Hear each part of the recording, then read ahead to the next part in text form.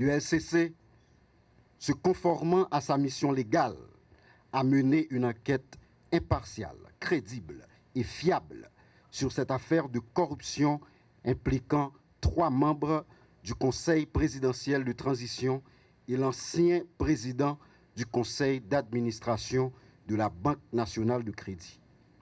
Ce rapport d'enquête que nous publions concernant les allégations de sollicitation des 100 millions de gourdes par les membres du Conseil présidentiel de transition est issu de plusieurs mois d'investigation et de documentation de nos enquêteurs expérimentés.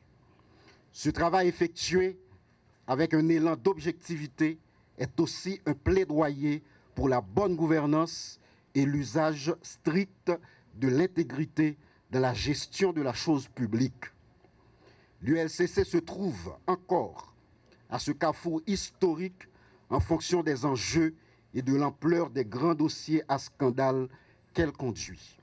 Cette institution qui détient cette noble charge de moraliser l'administration et la vie publique en général, de protéger les biens publics et collectifs, répondra toujours, sans moindre doute, à ses rendez-vous avec l'histoire.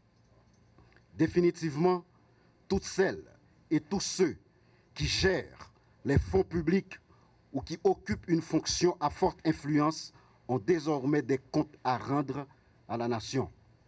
Ce changement de paradigme est en résonance avec les objectifs de cette période intérimaire insérée dans le décret du 10 avril 2024 qui insiste sur des réformes profondes et considérables en vue de proposer une nouvelle forme de gouvernance axée sur le sens profond du service public. Nous réitérons une fois de plus la demande d'un traitement judiciaire des rapports d'enquête, c'est-à-dire des verdicts des tribunaux et cours du pays.